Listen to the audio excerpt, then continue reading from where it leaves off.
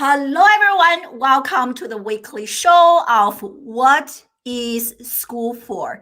My name is I'm the CEO of Classroom Without Walls and the host of this weekly live streaming show. You can also listen to the show on the traditional audio-only podcast. Just search What is School For? On this show, I interview leading parenting experts, teachers, educators, students, business leaders, entrepreneurs to come here to discuss, debate, and disrupt education. Our goal is to future-proof the next generation. Today, I'm really honored and excited to have Connie Albers on the show to talk about her recent book, Parenting Beyond the Rules. It is such a great book, and we are going to learn how we can how can we do parenting with joy and confidence. And we're also going to get to know how Connie and homeschools her own kids. And for those of you who don't know her, Connie is a national keynote speaker. And I actually discovered her through social media event, one of the biggest social media events in the United States. And for the longest time, I thought she was in social media until I started reading this book. Connie actually is a parenting and homeschooling expert with more than 20 plus years of experience working with parents and especially teenagers. And parenting is something that I care so much about as a mom, and also my entire education, my professional career is devoted to parenting. So I can't wait to dive into the conversation and learn from Connie and also share with everyone a few practical tips that you can apply right away to make parenting easier and more effective to you. And as always, a big shout out to StreamYard. And over the last 4 years, and I have tried almost all the third-party tools to go live on social media. StreamYard is my favorite one. And so thanks to StreamYard for being a sponsor of the show. In the comment section, there's a link for you to check out StreamYard for free for 2 weeks. So check it out. We are live on Facebook, on LinkedIn, on YouTube, on Periscope, and on Twitch. Let me know in the comment section where you are joining us live from, social media-wise and geographically speaking. Without any further ado, my friend Connie, welcome to the show. Hey, thanks for having me. I am really excited about our topic today. I know. So I'm so excited. This is such a great book, and I can't wait to dive into the details and learn from you and share some tips with our live audience and people who are watching the replay. So as I mentioned earlier, you have been doing this for 20 plus years, which is really incredible, quite a body of knowledge and experience. So why did you write this book, Parenting Beyond the Rules? What inspired you to write this book?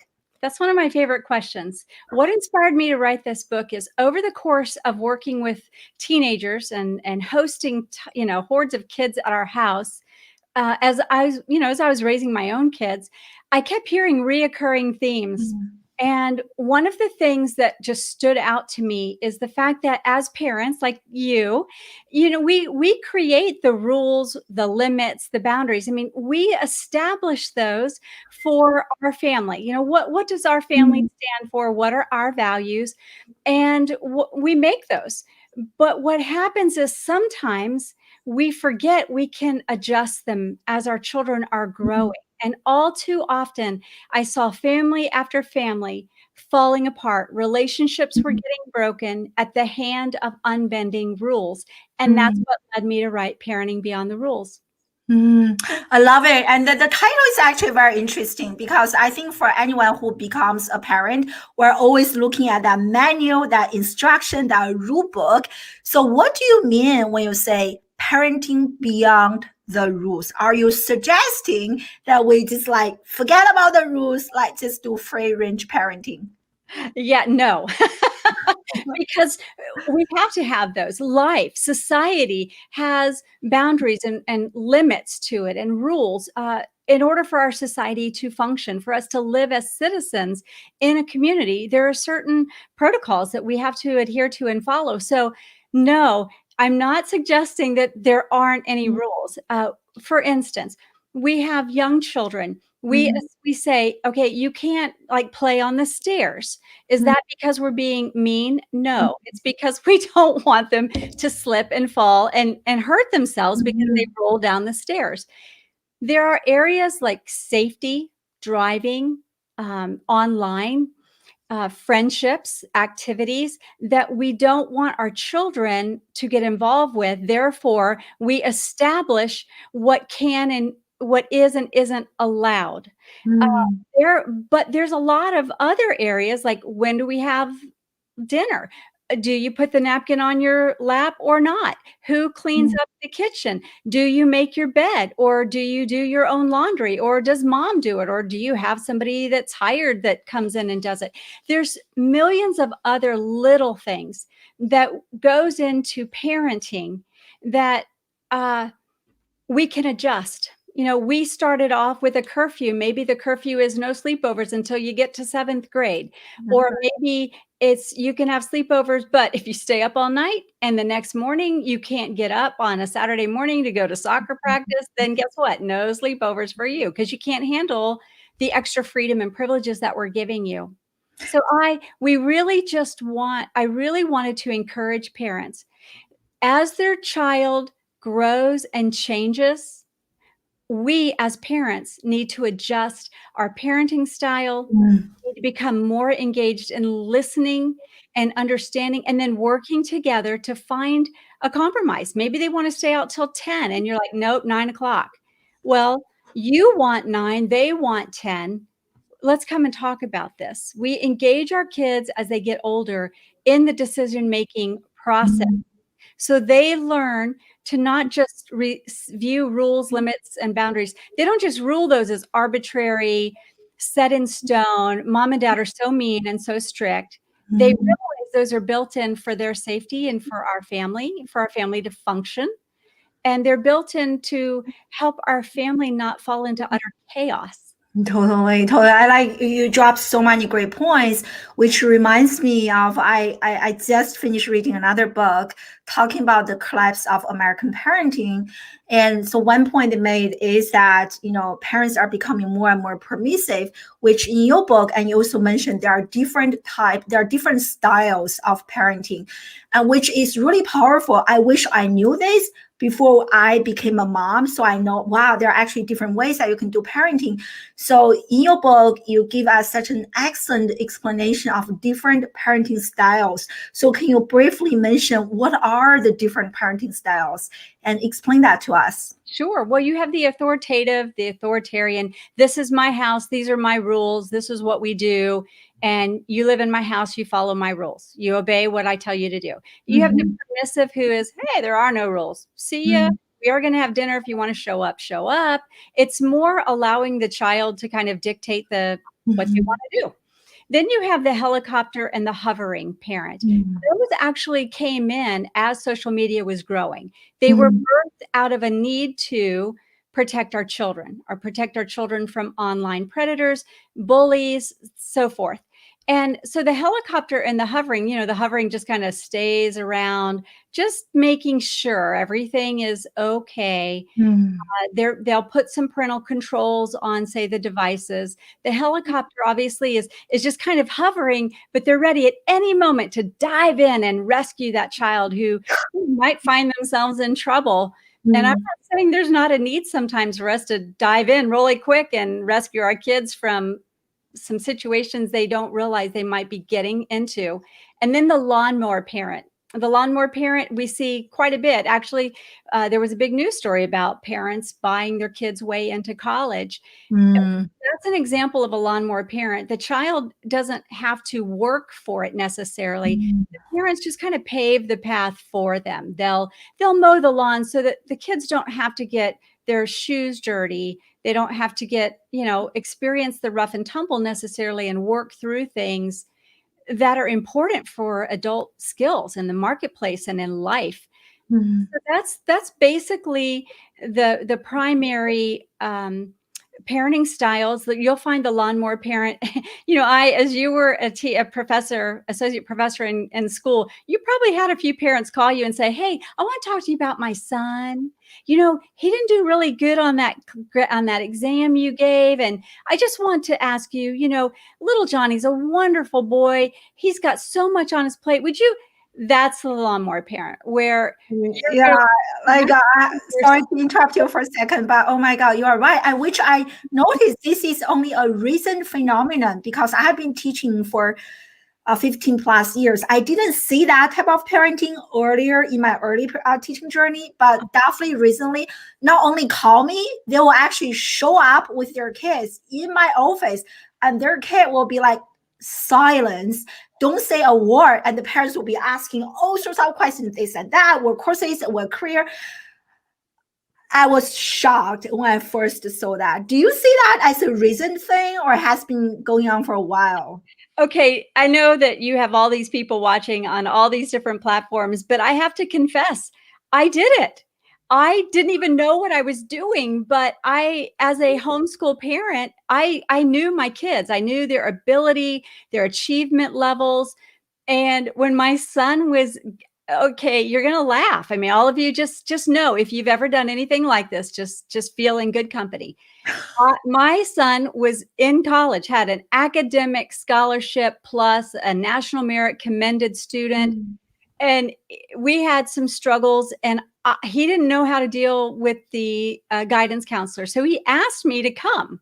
It wasn't like I was just going to go solve his problem. He asked me to come. So I went. I didn't think much about it. Oh, my word. That guidance counselor looked at me like, "You brought your mother?" And I was explaining, listen, he's got these different, it was some credits. He had passed an AP exam, but he didn't want to apply it for AP credit. I know that sounds strange, but he didn't, because he was going in engineering. He had passed the AP calculus exam, but he just didn't want to get those extra credits so that he could clip out of that college class. He wanted to take college calculus 101. And he wasn't quite sure how the whole thing went. And I thought, well, this is easy. We can just explain. And she listened to me, and she probably did what you did. She looked over at my son and says, "Is this your mom?" It was at that moment I realized, oh, this is not okay. And that's what kind of got me talking about it. I believe most parents that, let's say they hover, they're helicopter-ish, they're lawnmower-ish. I believe most of them, it's because they have a sincere desire to help their child, not to make it easy so their child never has to work for anything. But I just think that they view their children maybe not as equipped to handle something. So they need parents' intervention. When in reality, if I would have backed up and realized, no, he could have handled this just fine, I could have stepped back and just told him what to say when he goes in there, and I didn't need to show up.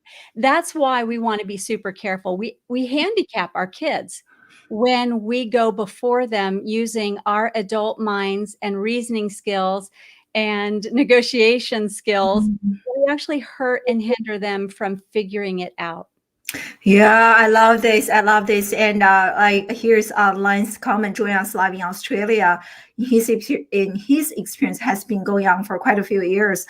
And interesting now, as I recall this, my parents probably did something similar, right? As you mentioned, Connie, it is really out of our genuine love for our kids, the need to protect, to make sure everything's good. But I think the hard part of being a parent is that recognize that and have the ability to stop ourselves from doing that. Yeah.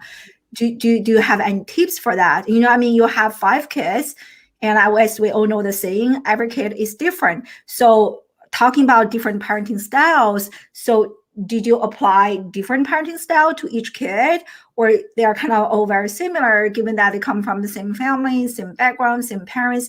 Can you share that with us? I love that question. Yes, we had our family values. We had things that were important to us that we expected out of the kids, like, hey, you're not going to lie to us. You're not going to cheat.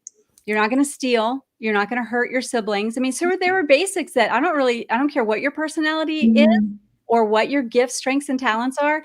These things are just not okay. However, mm, yes, I had to parent all of them different. And I'll give you an example. My oldest son is very left brain. He's very logical, sequential, math and science driven. He is a natural learner. So he would read something once and he'd get it. And he'd take the exam and he'd get an A.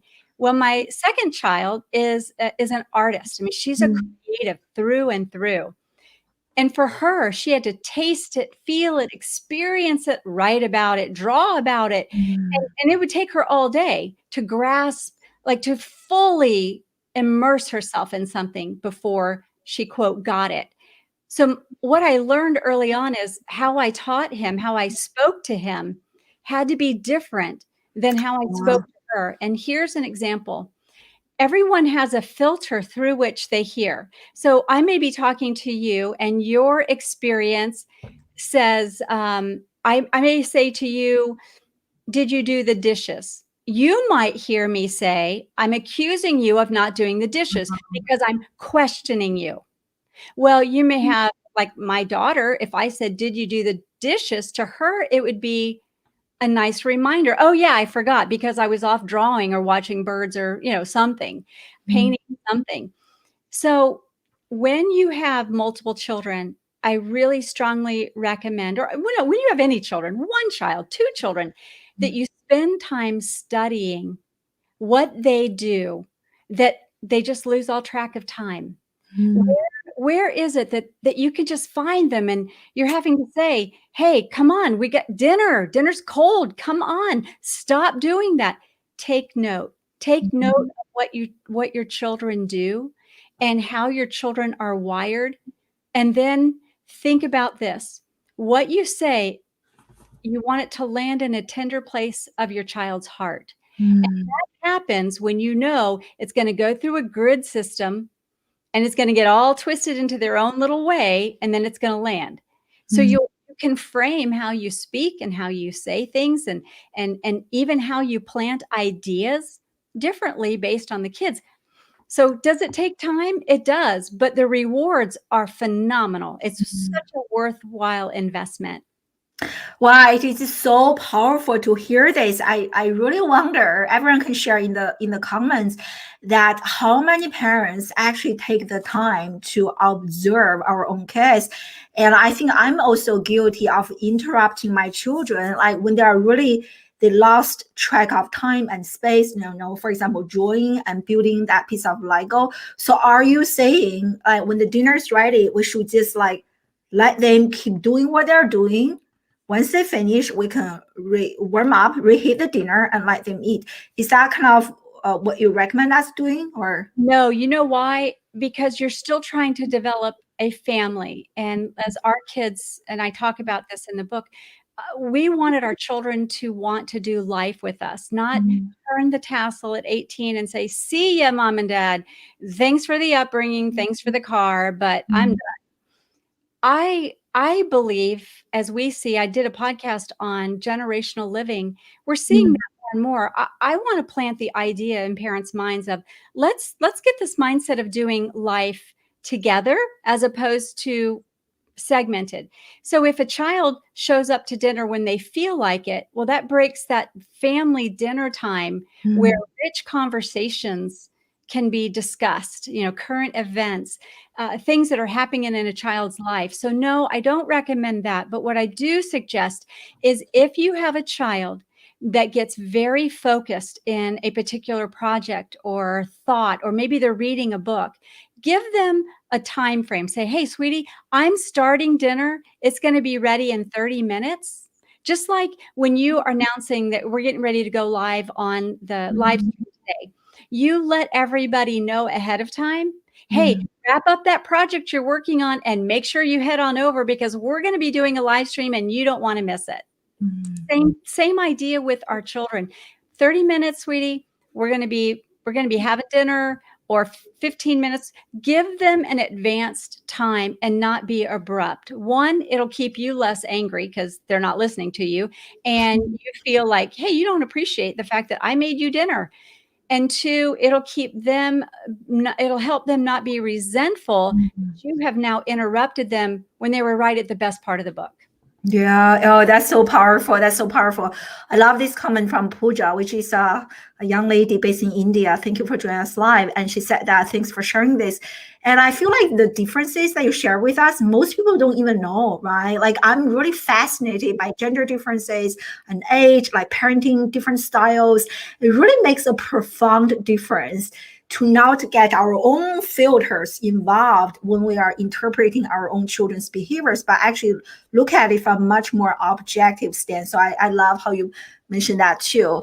And here is, which is actually one question that I have. So Stella mentioned, right, parents often interrupting their kids. They just find it is hard to listen. And you have a fascinating chapter in the book talking about listening. You wrote, like, actually I have it here. You said that the second biggest complaint and from like teenagers that you have been working with is that my parents don't listen. They do not have the listening skills. But I feel like it is kind of funny. Like when I talk to most parents, they think that, like myself, I think I'm a pretty good listener. If you ask my husband, well, yeah, we listen to our kids all the time. But then reading your book, like, wow, that's a the second complaint from the teenagers.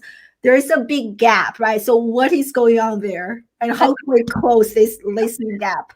Yeah, that's a great question. So you know how we sometimes we do it in work, we do it in life. If you're married, maybe you do it to your spouse, where you're halfway listening. You're doing something and you're sitting there going, mm-hmm, mm-hmm, mm-hmm. Well, your child knows that you're not really fully listening to them, which is why sometimes they'll say, "Mom, what did I just say?" So they, because they can tell. So my two favorite chapters in Parenting Beyond the Rules is monitoring your mouth and listening up. And the reason why is parents often say, but I can't get my kids to talk to me. And I'm like, oh, your kids want to talk to you. Are you asking the right questions? Are you available? Are you listening to learn? Or are you listening so that we can quickly, because we're moms or older, we know what's best for our children. We listen so that we can help them figure it out. In 3 simple steps, I can tell you what to do with that problem. They don't want your 3 simple steps. They want you to listen to them. Sometimes it's so that they can externally process. I wrote about that in the book. If you remember, my daughter, I was trying to ask her questions. I was trying to get all the details. My goal was to help her fix her problem. And that's when in the book, I talk about how she was sharing something that was troubling her. I was asking questions and she just abruptly said, "Mom, stop." And I'm like, "What?" She goes, "I don't need you to fix my problems. I need you to listen. I can solve my own problems.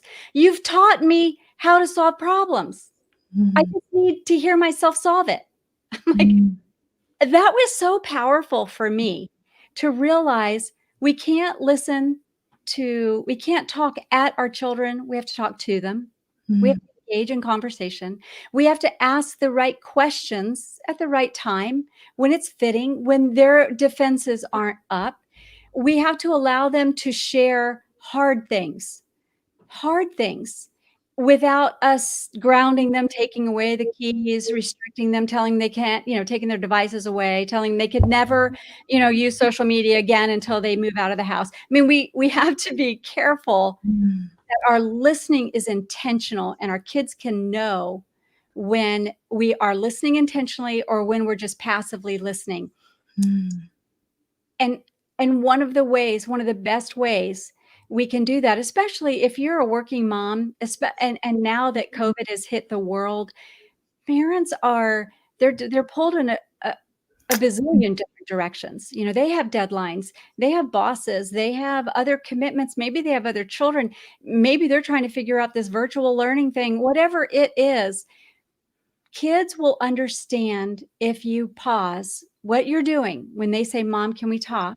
I always say, "Is this an emergency or can it wait until I finish whatever it is that I'm doing?" 15 minutes, 30 minutes, 5 minutes, and then I can listen, or do I need to stop right now? Because if it's an emergency, something's broken or bleeding, or someone's bleeding, yeah, I need to stop right now. But if it's you want to talk about how your BFF has just talked bad about you online and you're really hurt, you're still going to be hurt in 10 minutes. Let me finish this. And I promise I will. The key, though, is stopping and honoring your word. That means that means so much to your kids, because now you have elevated them to a place that they know they matter, that this is important to me. And when they see that you honor your word, sometimes they'll say to you, "Don't worry, Mom, we can talk about it tonight at bedtime."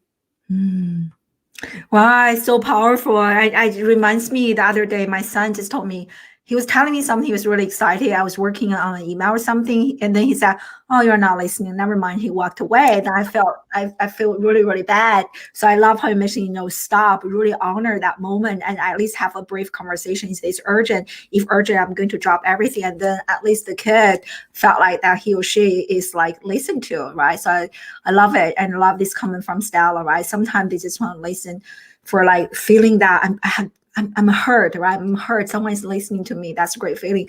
I want to follow up on what you said. I also hear and empathetic listening for sure, right? Lance and Stella, I liked both of your comments. Yeah, and you said this, and are you asking the right question? So what are the right questions? Can you give us some examples? Well, yes. For example, great ways to get your kids talking about what's really going on in their heart is don't start with the hard questions. Start with a softball question. Start with, how are your friends doing? How did your best friend do in that math test that you thought they were going to fail? And they start talking about them. Oh, well, what did you tell her? What did you tell him? How did it actually turn out? Or other examples. Ask questions that are indirect about their friends, about them in general. How are you feeling? Are you hungry? Did you get a snack? Do you need a snack? Whatever. Once you can kind of engage them a little bit, then you can ease into the harder conversations of, "Hey, I noticed that you have been off a little bit. You've been quick-tempered with your brother or sister. I've seen you snap at them a few times, or push them and slam the door in their face, or whatever it is." And then you invite them, you give them permission to share what's going on in their heart. But here's the key. You cannot overreact, and you can't react immediately with a, "Oh, no, you're not supposed to do that." They know they're not supposed to do that. They're probably feeling this internal, like, "I shouldn't have done that, and I have really messed up. But I need to talk to somebody." For those of you that are listening, remember, your kids are talking to somebody. And my encouragement is, let it be you. It is so powerful. It is so powerful. It reminds me, nowadays with like some of the common questions, which one of the questions I have for you is like social media and also video games. So like when you look at children's social media apps, they are talking, right? And they're talking, even the parents feel like I just ban my kids to have access to social media, but somehow they figure it out. They are talking. So let that person be you. Oh, that is so powerful. Thank you for sharing that. And how about those times, what I learned is that I work with other people's children and I work with parents. It is so much easier to educate other people's kids than my own.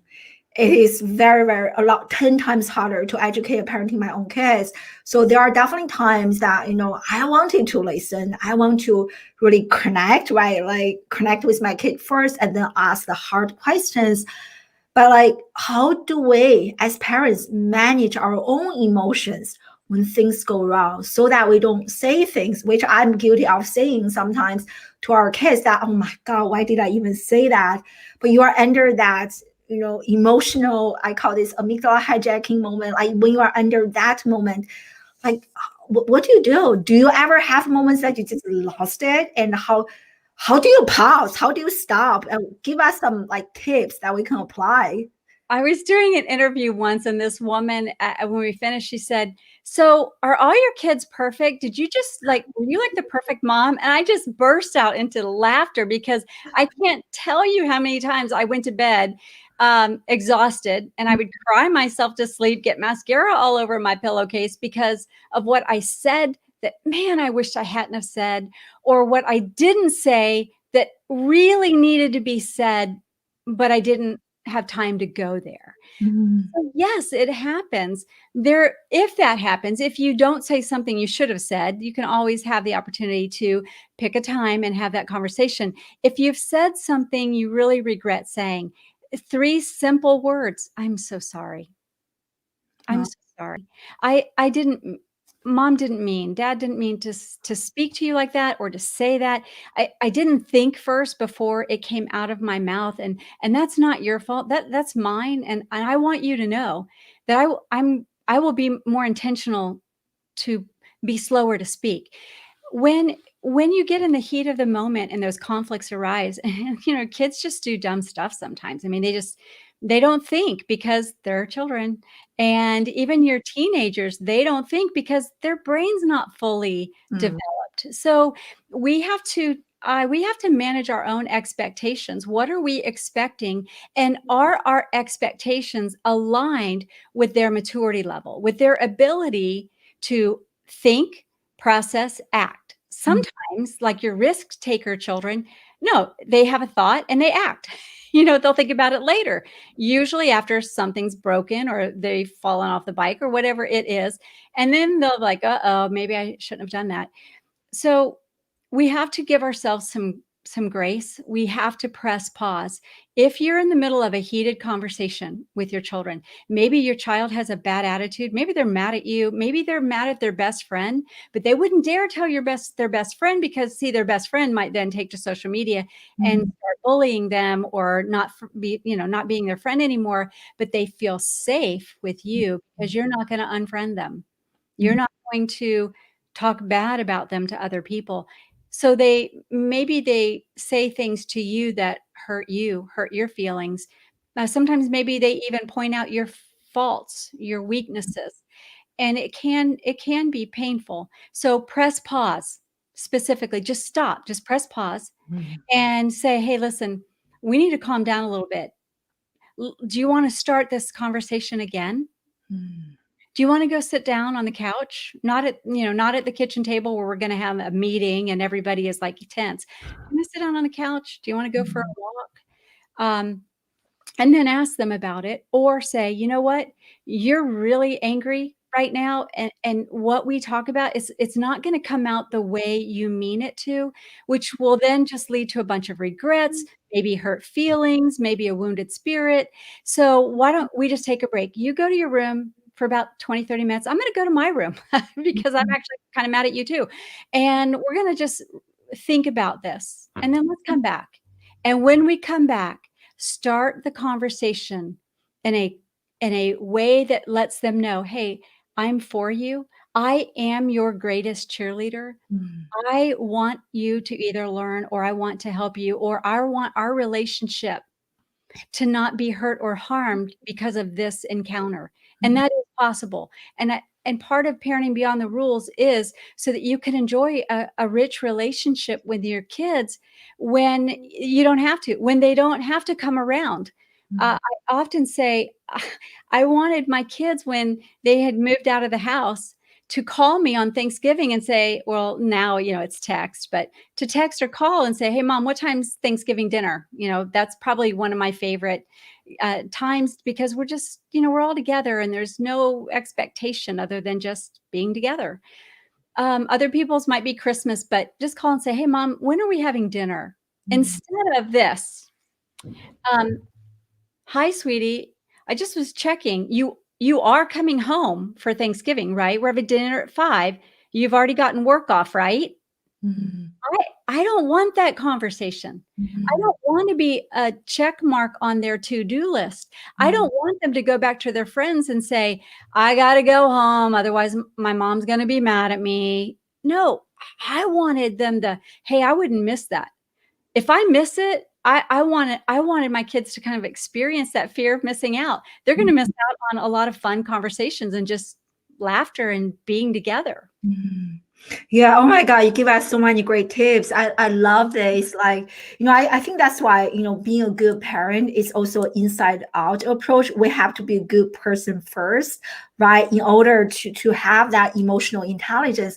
I'm slowly to implementing this when we are like, it is so much easier when your kids are young, right? You talk about this, Connie, like when children are young, we can easily fix this and that. But when they're older, I realize there are definitely more moments where I caught myself, oh, I just want to scream. I like, why do you do this to me? But like what you mentioned is that just pause. And sometimes it takes me, because I'm a very emotionally sensitive person. Maybe 20 minutes not even enough for me to calm down, to have like a reasonable conversation. Maybe like the next day when I'm a lot more relaxed, not being so triggered, and then have a conversation. But have that pause, just like stop, can prevent so many disasters from happening, saying things that you truly don't mean. So I love that. I love that. I'm so sorry. Yeah, just remember, this isn't about control. I don't know if you caught that in the book, but what happens as the children are growing up, they're becoming adults, right? Mhm. So we have to slowly allow more and more freedom, It's which true. means they might they might fail. They might pitfall. They might miss that curfew because maybe you have a child who just gets caught up in the moment and they lose all track of time. Uh, you what happens is what we see as like when our kids are talking to us like that confrontation, what we view as they're just talking back. They're just trying Mm, to push back. They don't want to respect me. They don't want to follow our rules or the limits. They want to do what they want when they want. And that, frankly, that's just not going to work in our house. mm, Um, we view what they say as control, mm, and what our kids view what we say what our kids view what we say is we're trying to control them. What mm, we view our kids are saying is that they're rebelling against us. And mm, we can step back and say, you're not trying to rebel, you're trying to grow up. I'm not trying to control you. I'm trying to help you, guide you as you make wise decisions along the path, knowing that you're going to make a few unwise, poor decisions. And we're not going to always agree on the approach to things. We have to realize peer pressure is huge. It's far more impactful now, 2021. I'll just say that 2021. Basically a year has has really changed the mm, nature of how we do life. The mm, good thing is more families are actually doing life together, and they're doing well. We hear about the times that some aren't, but in general, they're doing really well. Parents are learning like what their kids do, what weaknesses they have, what strengths they have. Parents are realizing where they're struggling in school. Maybe they're having a hard time reading. Maybe they don't understand those math problems. Maybe they don't really care about history. They like the people's names, but they can't remember the dates. Um, and so and they're playing together. They're playing more board games together. They're going on more bike rides together. mm, They are actually, it's a beautiful thing in the midst of all that's been difficult. But when we realize that sometimes we have to ignore what they say in the heat of the moment because they're really not saying what they're really trying to say, and allowing them to come back and say, all right, I know I said this. It isn't what I meant to say. I'm sorry I hurt your feelings, mom, which my kids are always like, mom, I'm sorry I hurt your feelings. And I'm like, I think moms, we just take it to heart because those are our kids. that's Uh, right. but they would come back and they'd say, can we just start over? We have to let them start again. Mm, Not expect that the first time they're going to try to explain whatever mess is going on with them at that moment, that they're going to get it right. They're going to perfectly articulate exactly how they feel. That isn't going to happen. no, yeah, You yeah. say, but you said this yesterday. Yeah, that was yesterday. You said this. This is the first thing you said. Scratch that. What is it you really mean? Mm. We'll find that they'll talk more and they'll respond and engage better with us. Totally. And I love how, earlier you mentioned that for children and their thinking brain is not even fully developed. From the books that I read for boys, their thinking brain is not fully developed until they're 30. For girls, it's not fully developed until they're 22. So we have to really help them and be patient with our kids to allow their brain to become like fully functioning adults. Yeah, yeah. So here is a great question from Pooja asking, like going back to what we said earlier, parents, we have intentions, genuine love and care for our kids. So how can parents help their children to follow their dreams? And because she's talking about her life in India, and most parents want their kids to pursue what the parents want. And I think we also see this in the US, right? And I grew up in China. It's definitely a common phenomenon. That's why I got my PhD. It's really for my parents. I get the highest degree possible. And so, what advice do you have for parents who are, projecting their own dreams and wishes onto their own kids? And I definitely see this in the U.S. Do you also see this? I do. Again, it kind of goes back to parents want what's absolutely best for their children. Mhm. And in your family, what was best is that you get that PhD because they knew that's a differentiator in society, that Mm. people will address you differently. They will, oh, you're a PhD. You'll have more opportunities in the higher academia world than somebody who just graduated high school. So their desire Mm. was they saw something in you and then they kind of facilitated and nudged a little bit, and you Mm. must have been, willing to do what your parents said, like, "Okay, mom and dad, and maybe I don't want this, but I'll do it." I don't know if you regret it or not, but, Yes. it's true, Pooja, that parents, we have to be very careful that we're not painting our kids' dreams. And I'm gonna show you this because this is, I use this book a lot, you can tell. I want you to notice something. Mm. There's a paint swath here with different colors. There's a broad stroke. There's a little tiny dot right over here, different color. There's 5 different paintbrushes. People say, is that for your 5 kids? Yeah, it is. But here's the key. Every paintbrush is different. Every Mm. paintbrush has different colors. Your children are a masterpiece in the Mm. making. And you, as a parent, get the opportunity to help mold, form, and shape them into the person they are to become. So, if we go back to what I said earlier about studying your children, find out what it is they can just get engrossed with all day, and they just spend all day doing it and absolutely love it and lose track of time. Mm. That's an indication that something is there. Let's explore that. Let's dive in. Let's see where this goes. And I'll Mm. give an example of how that worked in my family. Obviously, I have 5, and I'm not telling you about all of them just because y'all don't want to hear about all 5 of them. But the starkest contrast is my older child, my son, is the logical math, science, natural learner, very technical, very detailed, exact, precise. And I started noticing that in him when he would get the Lego set. He didn't use the instructions. He just looked at the bag and he figured it out.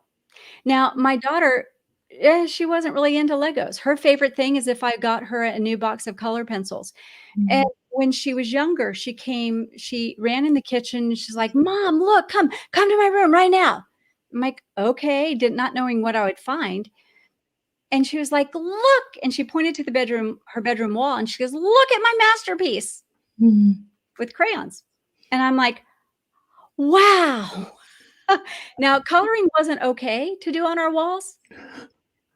I wouldn't highly recommend it, and I didn't want to encourage her, but I knew in that moment I had an opportunity to fuel and nurture the desire and the passion that she had, or to squelch it by saying, "Sweetie, don't you paint on that wall again, or you're gonna be in a lot of trouble, and I'm gonna take your crayons away," or whatever they were at that time. Mm. I didn't do that. I pointed out the beauty of her masterpiece and told her what it looked like and had her tell me about it. The next day, I bought some paper, put it on the wall, and I said, "Hey, let's Mm. not color on the wall. Can you do it on the paper?" And Mm. and it worked. And why am I sharing that story? Because the way I taught my son is I painted pictures of possibilities for him, Mm. of what I saw in him, and I call it planting seeds of possibilities. I would plant an idea, not my idea. It's based off what I see with your strengths and weaknesses. Let's just say somebody, we talked about the child in math. Somebody who really struggles with math is not likely to become like an accountant. Mm. Somebody who is really, really good at I can't think of the other one, but the financial account. They're not going to be that. But when you study them, when you start to see, I see how you can solve problems in your mind. I Mm. see how you can think 5 steps ahead, and Mm. how this just kind of comes naturally to you. Have you considered, and if for all you listeners, write this down. It's something I say all the time, but I just say, hey, sweetie, you might want to consider exploring this idea. Mm. You might want to think about this. So, what I did with my now engineering son and what I do with my artistic child is I fueled her with, I put steps before her that would help develop her creativity. I didn't put her in the box and say, here's a coloring book, color inside the lines. I said, here's a sketch pad, have at it. Mm. My son, he's not going to sit there and draw and sketch. He needed to. So his was always draw this building and Mm. draw the building exactly to a T with perspective, because he was an engineer. Engineers need to know, at that time, they needed to know how to draw and be precise. Otherwise, what they design won't work, or people could get hurt. So I hope that's an example of knowing your child is a masterpiece. Every masterpiece is a unique original. We're not a factory assembling product. That you use different strokes, different brushes. You lay the foundation of character and love and academics, and then you pepper it with what they're interested in, and then let them go with it. If they're not interested, they're going to, if it's really not for them, they're going to lose interest and they'll find another thing to pursue for a while. The whole goal during the childhood is helping them discover their strengths Mm. and then learn how to manage their weaknesses. I love it. So it's really like, as a parent, we're more a facilitator, right? We observe our kid and we provide, as you mentioned, Connie, like resources to facilitate them to explore their passions, discover their strengths. I love it. And here's a great comment from Stella, kind of resonating what we were talking about earlier when we were answering Pooja's question, right? Because we are constantly projecting our own dreams and wishes on our kids. And I see this all the time. And then when they go to school, in the traditional school environment, they need permission from the parent, from the teachers. At home, they need permission from the parents. And then by the time they grow up, like 20s, they like I used to feel that way. I don't know if you ever feel that way, Connie. Like, can I actually do this myself? I feel like I need a permission, maybe not from my parents, but from a coach, from a guru, like actually give me the permission that, okay, I can do this. So I definitely see how like parenting, the formal school structure is influencing our kids to really they can't do anything without that permission from an authority figure. Yeah. Which kind of goes back to your business, classrooms without walls. I mean, that's the beauty. That should be the purpose of education, fostering thinking, fostering exploration. I mean, we're living in a season, as you were promoting our time together, you were talking about disruption. We are living in the most disruptive seasons you and I have ever lived through, right? But with disruption, it always comes innovation. Duncan Wardle, who worked for Walt Disney for 30 years in the innovation department, I love him. I interviewed him too. yeah, I have so much respect for him. We both worked at Disney together. So we kind of got that we have this Disney mindset. It's ingrained in you, and then it stays with you for the rest of your life, which is kind of what you were saying. If we teach our children that the only time they can take the next step is if they're given permission, then they never gain the confidence to step out on their own. They never gain the confidence to become who they are without fear that somebody's going to disapprove of them, or without fear that they might fail. They need to know you might fail. It might not work out. It might not be the right time. You may not have the skill set for it, but try. So we as parents have to continually breathe life into them and encourage them to take another step, as long as it doesn't cause upheaval in our home. And again, that goes back to the whole, we do have rules, limits, and boundaries. My college kids, which is why I mentioned generational living, my children all lived at home while they went to college. And the reason our family chose that is we didn't want any debt, no student loans, no college prepay, no debt. We wanted them to graduate without any debt, start from zero and work, and then go from there. And so the point of all of that is disruption leads to innovation. Innovation means allowing your kids to be adventurous, to be risk takers, to be creative, to try new things that maybe they didn't know that they were actually good at. Maybe they thought they would be phenomenal at it, and they realized they didn't like it. It just, yeah, they're good at it, but they're not passionate about it. So we start with their interests, and then we look at their talents. Do you have the talent for that? And then we start to develop the talent. And once they start to develop that talent, then they can see, will this take me further in the direction that I would want to go in, or maybe not? But that's something that we as parents, as educators, as a society need to be breathing life into our children, that it's okay to take a step and to learn and try things that you haven't tried before. Yeah, definitely. And definitely. And that's why I love homeschooling so much, because I can really observe my kids like firsthand. And I also noticed that we don't have to do so much kind of, unlearning, because when they were going to school, they will develop all those like limitations, self-limiting beliefs from either their teachers or their peers. And I think parents need to understand that it is not sufficient to just rely on a school to educate our kids. Whatever approach that we take, that it is so important that parents get involved in this journey, in this process. And so, yeah, I think you just give us lots of great tips. We only have a few minutes left. I definitely want to talk about social media. And it's funny, as I mentioned earlier, for the longest time, I thought Connie is like a social media guru, because that's how we connected. I didn't know that she's actually a parenting expert. Social media is one question that parents, and the other one is video games. And social media is the one common question that parents just come to me and ask me all the time. And I said this so many times, that social media, it in itself is not going to make or break a person, but how we are using it makes a huge difference. It is so refreshing for me to read in your book that you share a similar approach. You said that social media is not bad, but that's why we need to educate our kids regarding how to use social media, when to use social media, and what to post on social media.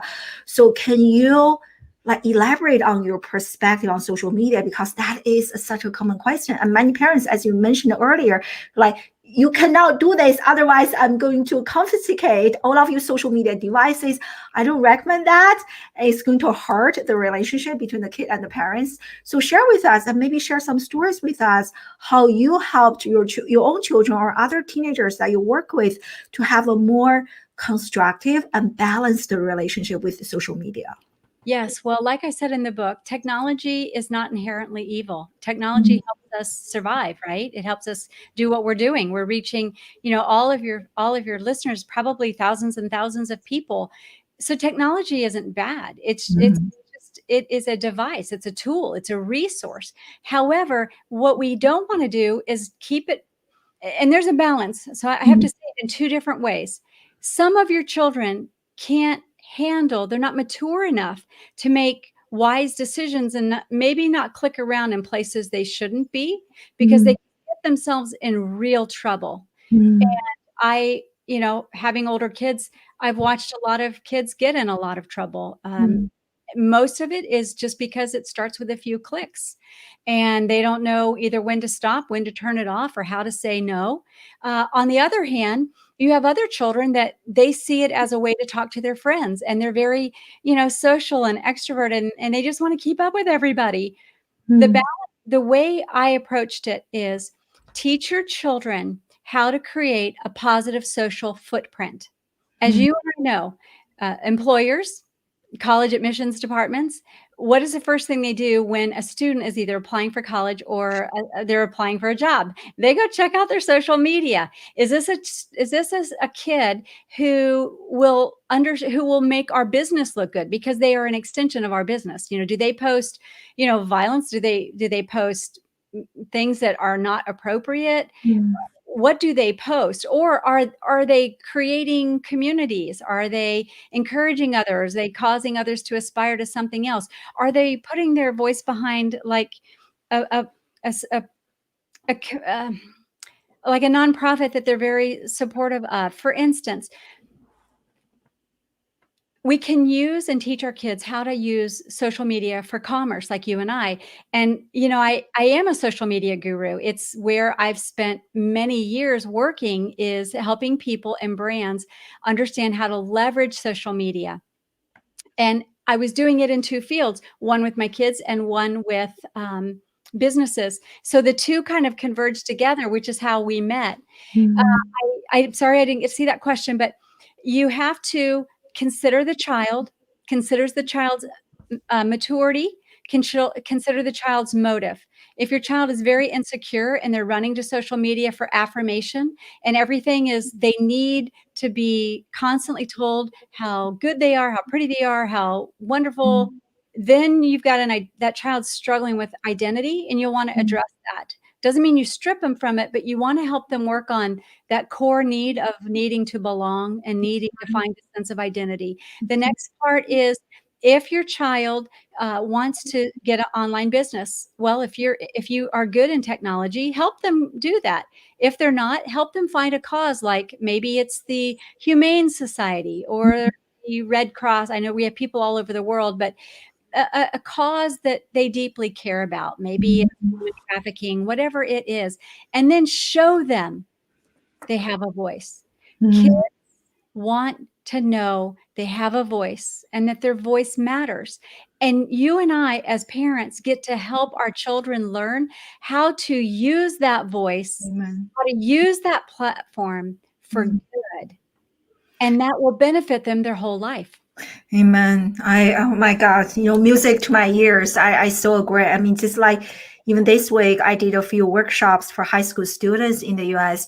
And one of them, Connie and I were just talking about this before we went live.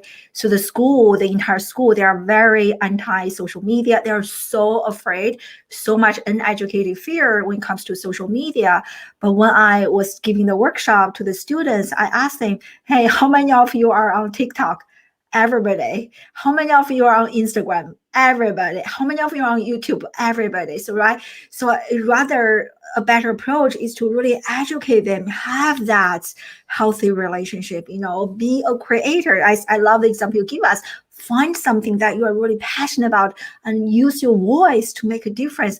To me, this is a much better, healthier approach, and probably a harder approach than just like, let's not talk about this. This thing is just so bad. I just love that. Very, very good piece of advice. Yeah, thank you. And I love this from Alice said that, too many parents rely on schools to take care of. They completely outsource parenting education to their kids. I mean, it's wrong. Like next week, I don't know if you know the study, Connie. So I'm going to interview actually a professor on my show next week. So she studies children who attend high achieving schools. And what she discovered over decades of research, that children who are attending high achieving schools, like private competitive schools, they are actually having more problems than kids who just go to a public school. And the level of their mental health issues is the same as children grew up in poverty, in foster care, who have parents in prison. Like when you read the study, Tune into that. I want to hear what she says about that. oh, it's like based on decades of research. I'm interviewing her next week, but I can share some links with you. But just resonating with this point, right? Like you think just because we send our kids to the best school, everything is taken care of. Mm-mm. Yeah, we have to have that mindset that we're building a family here, and our family is going to do life together. My kids are now all grown, and I'm able to kind of speak to, well, how did it work out for you?